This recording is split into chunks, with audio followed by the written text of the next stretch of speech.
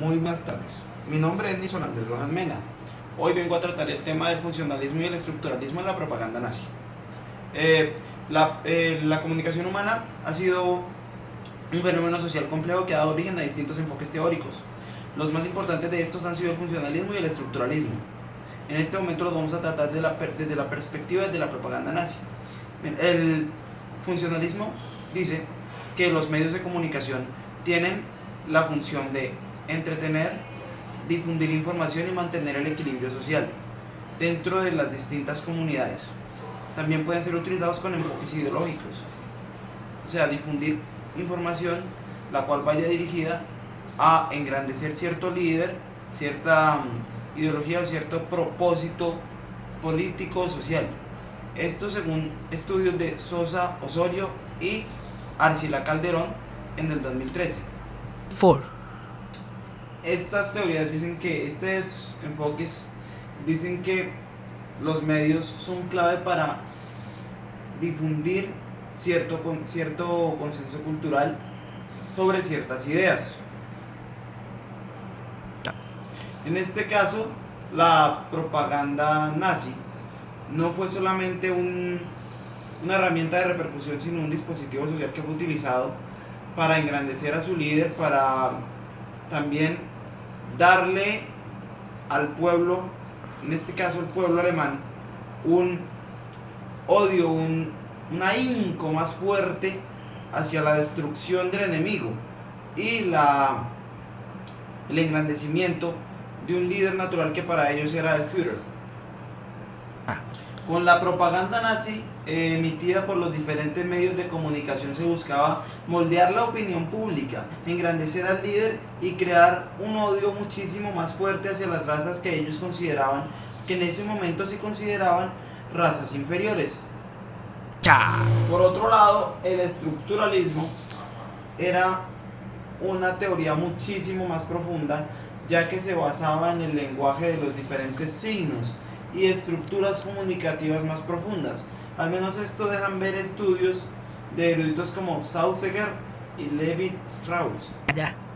Este tipo de información, este tipo de teoría también abundaba muchísimo más dentro de los distintos caracteres simbológicos de la información la cual era difundida.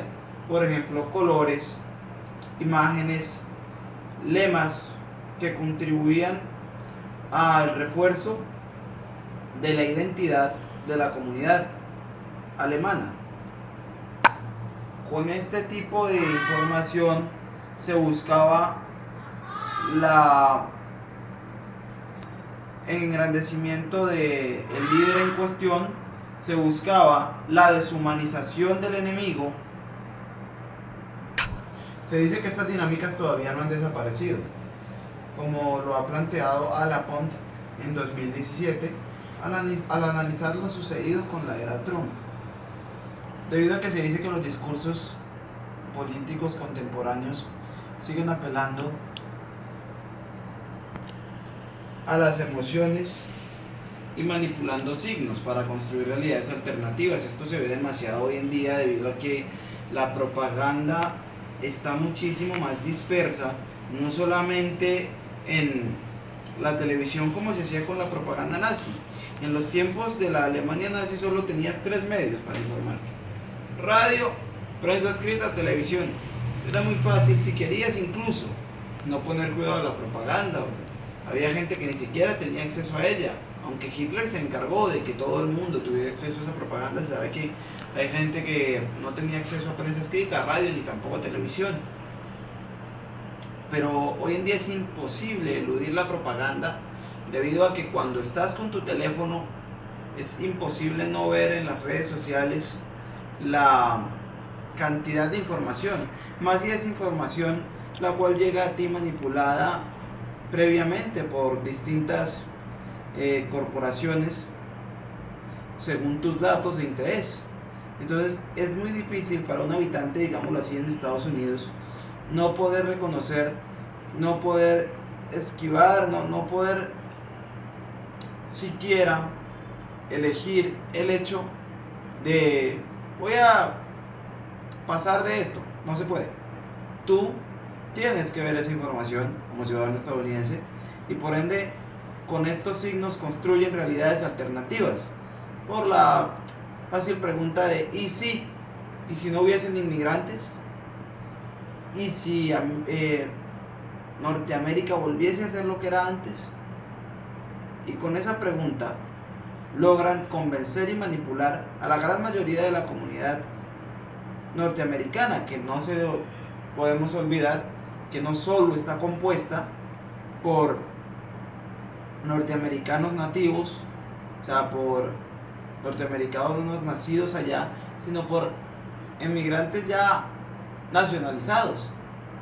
Y a ellos, por su, digámoslo así, falta de carácter y personalidad, también se les puede manipular con estos signos, con estas preguntas, con estas metáforas, creando distintas realidades alternativas en su cabeza e impulsando a no solo el engrandecimiento del líder, que en este caso sería el actual presidente de los Estados Unidos, en ese momento era solamente un prospecto, sino también creando un odio acérrimo hacia el enemigo. El enemigo, según este tipo de formas de propaganda, son los emigrantes, es el latino como tal.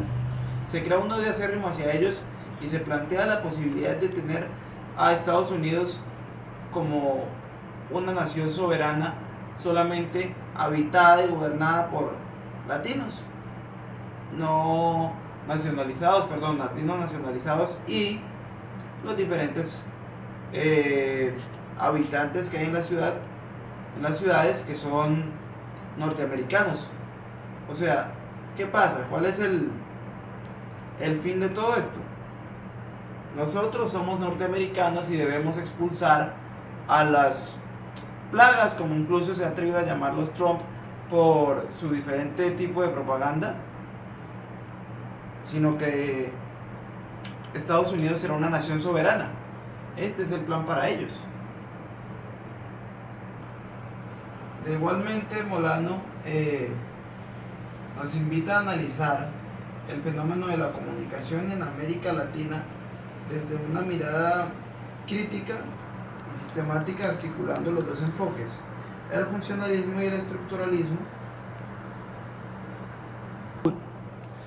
Para concluir, estas dos teorías y su estudio en la propaganda nazi nos dejan ver y entender cómo la instrumentalización de este tipo de discursos puede calar y puede convertirse en un arma, en un instrumento social bastante poderoso si se le dirige de la manera correcta a las comunidades. Y también nos enseña que debemos mirar con una manera más ética y crítica este tipo de información y este tipo de propaganda, y no solo la información y la propaganda, sino el uso que le damos. Como futuros comunicadores sociales debemos de aprender a observar con una manera más detenida, con mucho más detenimiento, este tipo de enfoques y el uso que le podemos dar para lograr causar un bien en las distintas comunidades. Muchas gracias.